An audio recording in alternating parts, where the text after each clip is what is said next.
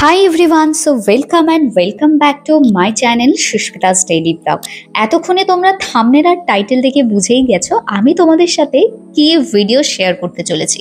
আমি কিনে নিয়েছি Agaro regal electric rice cooker, আর এটার মধ্যে আমরা কি কি পাচ্ছি চলো এবার সেটাই তোমাদেরকে শেয়ার করি। সবার ফার্স্টে এখানে একটা ম্যানুয়াল তোমরা পেয়ে যাবে। ম্যানুয়ালে রাইস কুকারটা কি করে তোমরা অপারেট করবে এর সব ডিটেলসে দেয়া আছে। সাথে এখানে একটা মেজারিং কাপও তোমরা পেয়ে যাবে। আর এইবার তোমাদেরকে দেখাই, এটা দিয়ে কিন্তু অতিরিক্ত যে স্টিমটা সেটা বাইরে বেরিয়ে যায়। এরকম ভাবে ঠিক তোমাদেরকে এটাকে খুলতে হবে, এরকম প্রেস করে এটাকে ওপর দিকে টানলেই। আর এখানে পেয়ে যাবে একটা স্টিমিং বাস্কেট। এটার সাথে কিন্তু এই বোলটা কিন্তু তোমরা পেয়ে যাচ্ছ একটা সিরামিক কোটেড, কিন্তু তোমরা পেয়ে যাবে এরকম দুটো স্পুন, যেটা তোমরা অনেক রকম ভাবে ইউজ করতে পারবে। এই যে এই দুটো স্পুন কিন্তু তোমরা পেয়ে যাবে। আর এই যে এর ভেতরে এই পোর্শনটা দেখছো, এটা হচ্ছে হিটিং প্লেট। এর সাহায্যে কিন্তু রান্না বান্না বা যাবতীয় সবকিছু গরম থাকবে। এই রাইস কুকারটায় কিন্তু তোমরা 5টা রাইস কুকিং এর ফাংশন আছে। আমি এক এক করে তোমাদেরকে বলে দেবো, তার আগে দেখিয়ে দিই। এই যে হচ্ছে এটা পাওয়ার বাটন, এটা দিয়ে অন অফ করতে হয়। হোয়াইট রাইস পেয়ে যাবে, brown rice, white rice with low carb. সাথে থাকছে কিন্তু এই যে এই অপশনটা শর্ট গ্রেন। সাথে 3টে মাল্টি ফাংশন কুকিং থাকছে, যেমন হচ্ছে পোরেজ আর স্টিম আর হচ্ছে স্লো কুক। আর এই প্রিসেট টাইমারটা 24 আওয়ারের জন্য সেট করা যায়। এটা কিপ ওয়ার্ম, আর এটা হচ্ছে পাওয়ার বাটন। আর এটা হচ্ছে এলইডি ডিসপ্লে। আর তোমরা যদি টাইমার বাড়াতে বা কমাতে চাও, এই যে প্লাস মাইনাস এখানে দেয়া আছে, এটা দিয়ে বাড়ানো কমানো করতে পারবে ইজিলি। চলো এবার তাহলে রান্নাটা স্টার্ট করা যাক। তো পাওয়ার বাটনটা প্রেস করে আমি এটাকে স্টার্ট করে দিয়েছি। আমি কিছুটা পরিমাণ এখানে তেল ব্যবহার করছি, আর তার মধ্যে আমি দিয়ে দিলাম পেঁয়াজ, আর এটা একটু নাড়াচাড়া করার পর শুকনো লঙ্কা দিয়ে দিলাম। এখানে আমি বানাবো ডাল। সো এখানে ডাল বানানো না ভীষণ ইজি। আর ডাল হতে হতে ডালের এই যে স্টিমটা, এখানেই আমি এখন মোমো বানাতে দিয়ে দেবো। তার জন্য আমি মোমোটা ওই স্টিম বাকেটের মধ্যেই দিয়ে দিলাম। দিয়ে আমি এর মধ্যে মোমোটাও স্টিম করে নিলাম। দেখো কত সুন্দর আর কত কম সময় মোমোটা এখানে স্টিম হয়ে গেল। এগুলো বানানো এত চটজলদি, ভীষণ ইজি হয়ে যায় এখানে। চলো এবার মোমোগুলোকে তুলে নিই, কারণ মোমোগুলো বেশ ভালো মতো এখানে স্টিম হয়ে গেছে।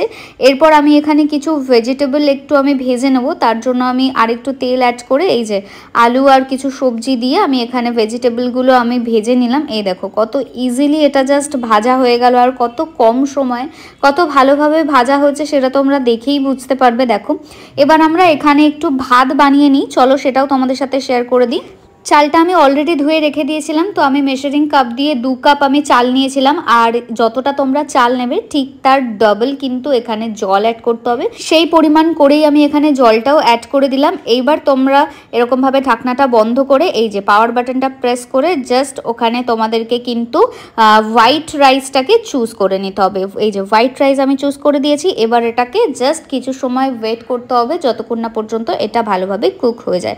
এবার দেখো কিছু সময়ের মধ্যে কিন্তু এটা কুক হয়ে যাবে। দেখো ভাতটা আমার রেডি কত সুন্দরভাবে। আর হ্যাঁ, এটার স্টিম থেকে ওপরে এই যে অতিরিক্ত যে জলটা থাকে, এটা কিন্তু অন্যটাতে কি হয়, এই যে রান্নার যে ভাত থাকে বা রান্নার জিনিসপত্রের মধ্যে এটা যায়, কিন্তু এখানে কিন্তু সেটা হয় না। এই জলটা এই যে ব্যাক সাইডে যে কনডেন্স কাপটা রয়েছে এটার মধ্যে কিন্তু এটা কালেক্ট হয়ে যায়। তোমরা চাইলে এটা খুলে আবার জলটাকে ফেলে দিয়ে আবার এরকম ভাবে এটাকে সেট করে দিতে পারবে। লো কার্ব রাইস করাও ভীষণ ইজি। ওপর থেকে স্টিমার বাস্কেটের ওপরে চালগুলো দিয়ে নিচে থেকে পুরো জলটা ফিল করে দিতে হবে। দেন যখন ভাতটা হয়ে যাবে, ওপর থেকে স্টিমার বাস্কেটটা তুলে নিয়ে অতিরিক্ত জলটা কিন্তু এখানে ড্রেন হয়ে যায়। তো রেডি হয়ে যাবে লো কার্ব রাইস। এখন আমি স্লো কুকটা অন করে আমি কিছু ভেজিটেবল এখানে আমি ভেজে নেব। জন্যই আমি এখানে স্লো কুক বাটনটাকে এখন প্রেস করে দেবো। ও হ্যাঁ, এটাতে কিন্তু অ্যাডভান্স ফিজিওলজি টেকনোলজিও আছে। এটাতে কিন্তু 5টা লেয়ারের থিক সেরামিক কোটেড ইনার বোল্টটা রয়েছে। আর এটাতে 6টা সেফটি গার্ড আছে, যেমন pressure release valve, safety lock lid, auto pressure control, overheat প্রোটেকশনও আছে। কত সুন্দর আমার ভেজিটেবল গুলো এখানে দেখো ভাজা হয়ে গেছে। আর হ্যাঁ, এটা কিন্তু বিপিএ ফ্রি অ্যান্ড পিইএফই ফ্রি।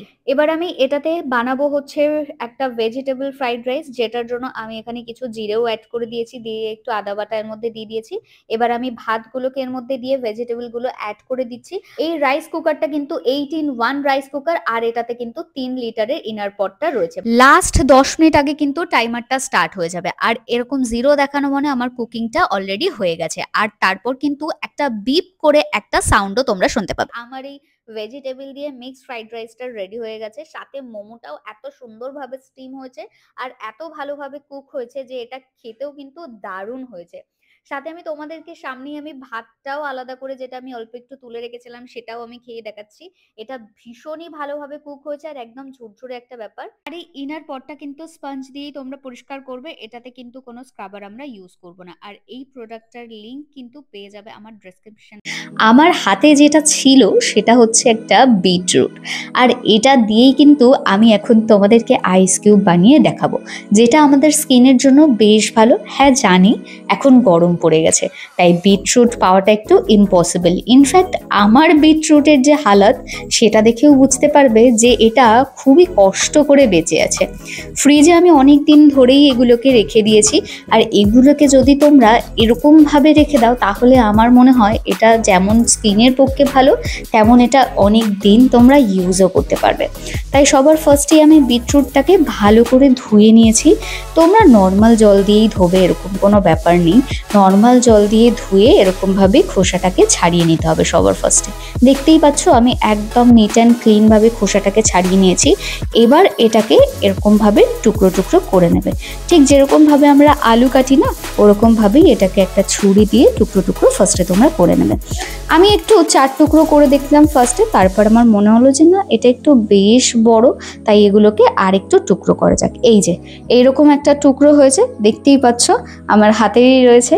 আর কালারটা দেখেছো বিটরুটের, না এই একটা জিনিস আমার বেশ ভালো লাগে, কালারটা এত মিষ্টি যে এটা আমার ফেসে দেওয়ার থেকে মনে হয় আগে আমি খেয়েই ফেলি। আর তোমরা তো জানোই আমি বিটরুটও খাই। তো এটা না বেশ একটু বড়ই ছিল, তাই আমি ভাবলাম এগুলোকে আরও কিছু টুকরো করা যাক, তাহলে আমার বেশ সুবিধা হবে। তোমাদের কাছে যে কোনো মিক্সার গ্রাইন্ডার যদি থাকে তাহলে নিতে পারো। আমার কাছে জুস বানানোর জন্য এরকম একটা মিক্সও ছিল, আর আলাদা মশলা বানানোর যেগুলো হয় সেগুলোও আছে। তাই আমি ভাবলাম যেহেতু অল্প কয়েকটা বিটরুট, তাই আমি এরকমভাবেই এটার মধ্যে দিয়ে দিই। এই যে এরকমভাবে দিয়ে দিলাম। এবার তোমরা কিন্তু এটার মধ্যে কিছুটা পরিমাণ জল অ্যাড করবে। খুব বেশি জল তোমরা একদমই দেবে না, একদম সামান্য পরিমাণ, যাতে এটা মিক্সড হয়। কারণ যদি তুমি শুধুমাত্র বিটরুট দাও তাহলে সেটা না মিক্সড হতে চায় না।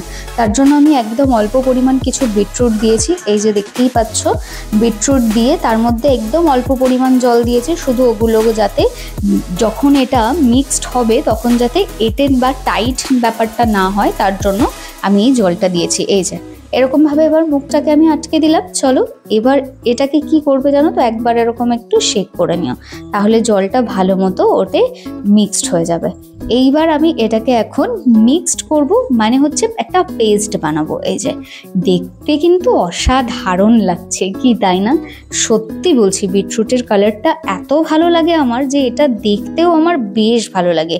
এই যে মিক্সড হয়ে গেছে, এবার আর কিছুই না, এই পেস্টটা যেটা তোমরা বানাবে সেটাকে ভালো করে কিন্তু পেস্ট করতে হবে। তোমরা যতটা ভালো পেস্ট করবে আইস কিউবটা ততটা ভালো হবে। এই যে দেখতে পাচ্ছ আমি এরকমভাবে এটাকে পেস্ট করে নিয়েছি। চলো তোমাদেরকে একটু রোদে গিয়ে দেখাই। কালারটা দেখো, দেখে মনে হচ্ছে না যে এটা বিটরুট, মনে হচ্ছে না অন্য কোনো কিছু। যাই হোক, তো এই যে বিটরুটটা, এটাকে এবার তোমাদেরকে কিছু সময়ের জন্য কিন্তু আইস কিউব বানিয়ে, মানে হচ্ছে আইস কিউবের যে ট্রেটা সেটার মধ্যে তোমাদেরকে এটা দিয়ে ডিপ ফ্রিজে কিন্তু রেখে দিতে হবে। এই যে বের করার পর কিছুটা এরকম একটা আইস কিউব হয়ে বেরিয়ে আসবে, দেখো কত সুন্দর। আর এটার মধ্যে একটু জলও অ্যাড করবে যদি তোমাদের ওই বিটরুটের যে শ্বাসটা সেটা যদি খুব টাইট মনে হয়। দেন এই যে দেখো বাটির মধ্যে আমি তুলে নিলাম আইস কিউবগুলোকে, আর এত সুন্দর লাগছে না দেখতে, মনে হচ্ছে যেন আইস কিউব নয়, এটা হচ্ছে আইসক্রিম। এটার মধ্যে একটু চিনি দিয়ে খেয়ে নিলেও হবে। যাই হোক, তো এই হচ্ছে। এবার চলো এটাকে ফেসে অ্যাপ্লাই করা যাক। তোমরা চাইলে একটা টিস্যুর মধ্যে নিয়েও করতে পারো, বা চাইলে এরকম একটা করে আইস কিউব ডেলির জন্য এনাফ, একটা করে আইস কিউব এরকম ফেসে অ্যাপ্লাই করো। তো ভিডিওটা কেমন লাগলো অবশ্যই আমাকে কমেন্ট সেকশনে জানিও। অবশ্যই লাইক, কমেন্টস আর শেয়ার করতে কিন্তু ভুলো না।